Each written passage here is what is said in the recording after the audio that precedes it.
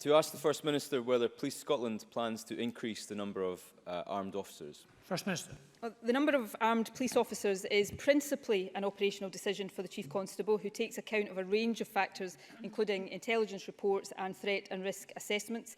I spoke to the Chief Constable last week, as I said in the Chamber, at last week's FMQs after the tragic events at Westminster, and he assured me that he had the resources that he required to respond appropriately to that incident. And that, of course, included the uplift in armed officers announced last year. Following the incident in London last week, we saw a substantial increase in the numbers of armed officers on duty here in Scotland and a configuration of resources to ensure that there was a high-profile, non-armed police presence across the country as well. Jamie Greene. I thank the First Minister for that answer. This is indeed an operational matter for the police, but we had very mixed messages yesterday. Police chiefs have said that they are already match fit and don't see the need for more firearms officers. But the Scottish Police Federation, representing rank and file, has said that they don't have the capability right now to use armed police if required. Who does the First Minister think is right?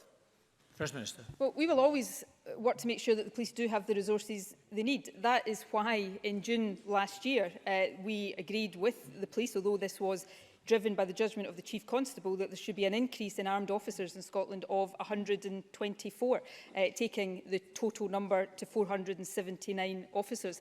And in the wake of last week's incident, it was possible immediately for the Chief Constable to substantially increase, I think, in fact, almost double the number of armed officers who were on duty.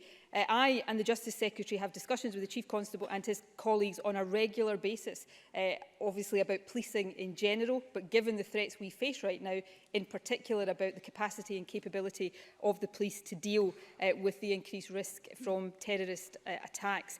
We will continue to do so, and as part of these discussions, of course, we continue to listen very carefully to what rank and file officers through the Scottish Police Federation tell us.